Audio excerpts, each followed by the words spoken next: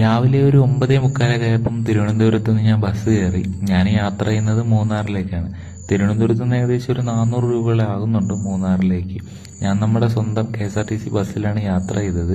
അങ്ങനെ ഒരു 2 മണിയൊക്കെ കഴിഞ്ഞു. ഞാൻ നേര്യമംഗലം പാലം കഴിഞ്ഞ് അവിടെ നിന്ന് പിന്നെ ഇടുക്കി ജില്ല തുടങ്ങുകയാണ്. ഞാൻ ആദ്യമായിട്ട് യാത്ര ചെയ്യുന്നത് കൊണ്ട് തന്നെ ഞാനിങ്ങനെ ഓരോ ആൾക്കാരുടെ അടുത്ത് ചോദിച്ചിട്ടാണ് ഇനി മൂന്നാറിലേക്ക് എത്ര സമയമെടുക്കും എന്നൊക്കെ ഓരോ കാണുന്ന ഓരോരുത്തരുടെ അടുത്ത് ചോദിക്കും. അപ്പോൾ അവർ പറയും നല്ല സമയമെടുക്കും എന്ന് പറഞ്ഞു. എനിക്കറിയത്തില്ല, ഞാൻ വിചാരിച്ചൊരു രാവിലെ തിരുവനന്തപുരത്ത് നിന്ന് ഇറങ്ങിയ ഉച്ചയൊക്കെ ആകുമ്പോൾ മൂന്നാർ എത്തുമെന്ന്. അങ്ങനെ ഒരു 4:45 ആയപ്പം അടിമാലി എത്തി. അവിടെ നിന്ന് മൂന്നാറിലേക്ക് നല്ല ദൂരമുണ്ട്, 30 കിലോമീറ്ററിലധികം ഉണ്ട് അടിമാലിയിൽ നിന്ന് മൂന്നാറിലേക്ക്. അങ്ങനെ ആ ഒരു ബസ്സിന്റെ സൈഡിൽ നിന്ന് അങ്ങോട്ടുള്ള കാഴ്ചകൾ കണ്ടു. ഏകദേശം ഒരു 6:45 ആയപ്പോൾ മൂന്നാറിലെത്തി. അവിടെ പോയിട്ടൊരു ചായ കുടിച്ചു. പിന്നെ ഒരു ലോഡ്ജ് കണ്ടുപിടിക്കാൻ വേണ്ടിയിട്ടുള്ള ഇങ്ങനെ നടത്തമായിരുന്നു.